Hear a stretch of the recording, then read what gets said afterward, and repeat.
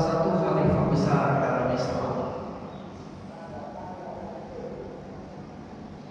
meminta kepada orang dekatnya, tolong ambilkan air minum, saya haus.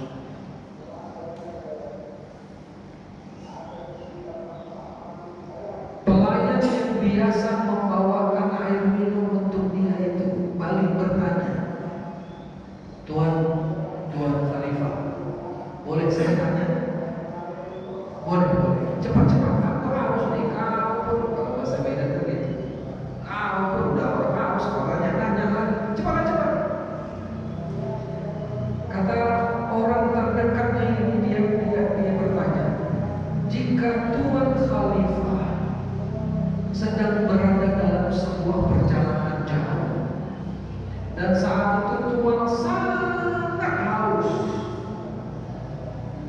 tidak ketemu dengan air, lalu ada satu orang yang menawarkan satu gelas air, satu gelas saja, dengan satu syarat.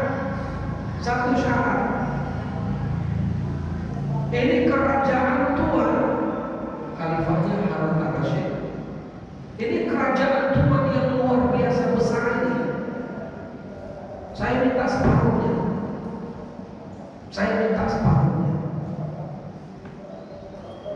Ambil air segelas ini, tapi setengah kerajaan Tuhan itu milik saya.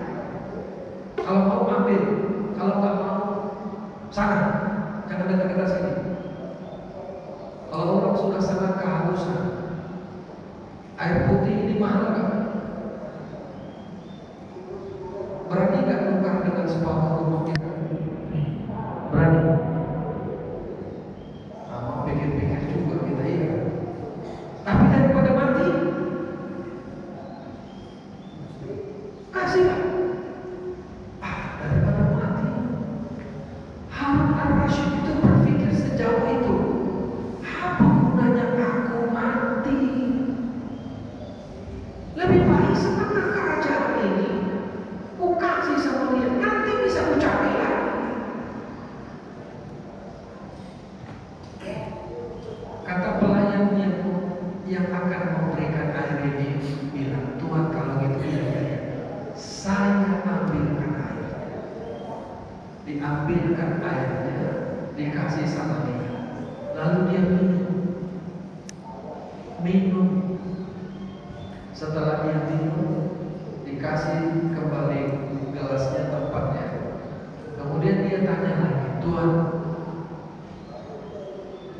jika air yang Tuhan minum itu tidak keluar berhari-hari, berminggu-minggu, berbulan-bulan,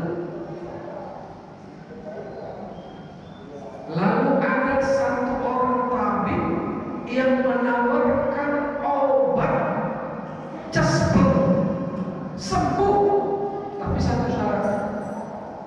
Apa syaratnya? Setengah istana Tuhan ini itu jadi maharnya. Mau gak?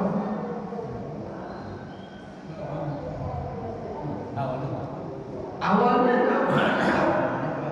Gimana istana yang enggak mau ditukar hanya dengan segelas air yang sudah masuk dalam diri, dalam perut, dalam tubuh, tapi tak bisa keluar.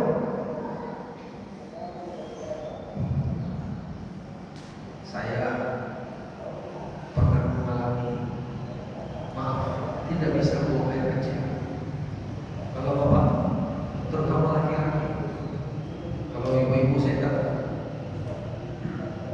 orang kalau sudah minum tidak bisa buang air kecil, gimana rasanya? Sakitnya luar biasa.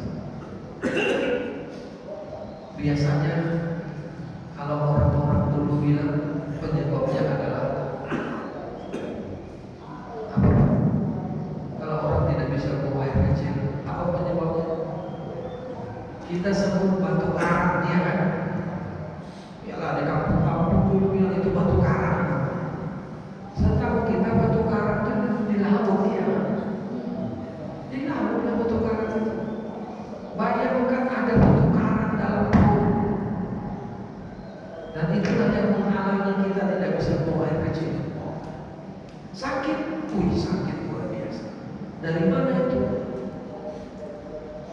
secara ilmiah yang pernah saya tahu, itu terjadi karena orang menahan-nahan buang air kecil, ya kan? Air seni itu ada unsur garamnya, garam air dari laut itu ada unsur garamnya. Kalau dibiarkan dia, itu nanti akan berubah air itu menjadi kristal garam.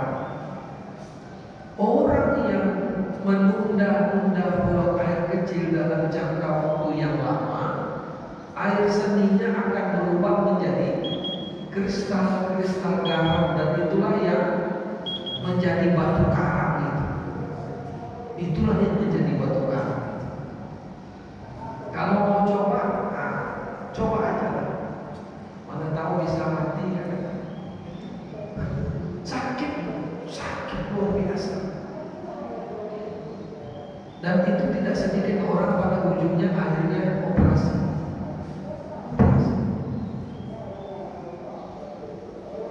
Pertanyaan orang terdekat Harun Ar-Rasyid tadi, Tuan Khalifah, jika air minum yang Tuan minum tadi itu tidak keluar berhari-hari, berminggu-minggu, lalu ada seorang tabib yang menawarkan obat, saya akan berikan obat, insya Allah sembuh, tapi syaratnya setengah istana ini untuk saya, mau tak? Diam Harun Ar-Rasyid. Sampai kemudian dia mengatakan, alhamdulillah, daripada aku mati, ambillah istana ini. Lalu pelayan itu mengatakan begini, Tuan Khalifah, kalau begitu seluruh istana yang Tuan banggakan ini tidak ada harganya dibandingkan segelas air. Gak ada harganya. Lalu apa yang mau dibanggakan dari istana ini? Kalau harganya tidak lebih hebat daripada segelas air, apa yang mau dibanggakan? Saya kalau cerita sama istri saya, karena kami agak lama di Jakarta, sudah ketemu dengan orang yang kayaknya nggak ketulungan, kira-kira gitulah kalau di Jakarta, nggak ketulungan. Saya pernah menawarkan apartemen saya, tapi ini serius. Kebetulan punya apartemen dulu saya di Jakarta. Saya tawarkan sama seseorang. Saya bilang kebetulan pengacara di Jakarta, jamaah pengajian. Setiap malam Jumat dia buat pengajian di rumahnya. Anak saya pernah saya bawa ke situ, dia punya home theater di rumahnya. Puas anak-anak itu nonton di home theater di rumah. Ada kolam renangnya lengkap. Pernah satu hari saya masuk, di depan rumahnya itu ada mobil pas untuk 2 orang saja. Saya tanya sama satpam, ini mobil siapa? Dia bilang ini mobil si Fulan, itu anaknya nomor 2 kalau saya nggak salah yang punya. Harganya jangan tanya, waktu itu jangan tanya. Saya tawarkan apartemen saya karena kebetulan ada rumah yang ingin saya ambil di sana. Apartemen itu belum jadi, tapi kita sudah cicil. Saya menawarkan seharga yang sudah saya cicil. Waktu itu baru 85 juta. Saya tawarkan sama beliau, apa kata beliau? Aduh Ustaz, saya banyak apartemen saya. Kalau Ustaz ambil apartemen saya aja.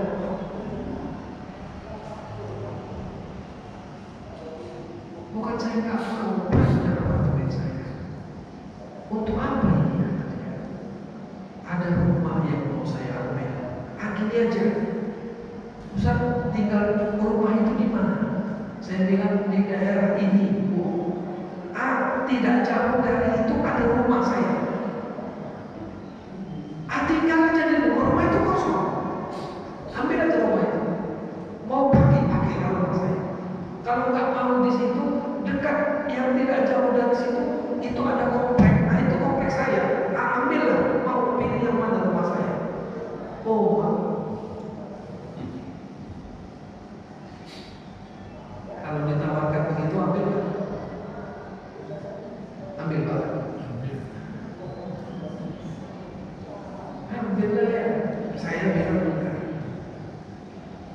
Lalu dia tanya, ini rumah yang keberapa? Saya bilang ini rumah pertama di Jakarta, tapi di Medan saya sudah punya dulu. Ini rumah pertama di Jakarta. Akhirnya dia bilang beginilah. Besok saya transfer 85 juta. Kalau ada uang Ustaz kembalikan, kalau tak ada ambil.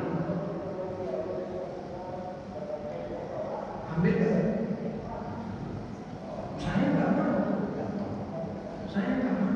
Saya tidak mau berhutang budi sama orang. Saya tawarkan apartemen saya 85 juta,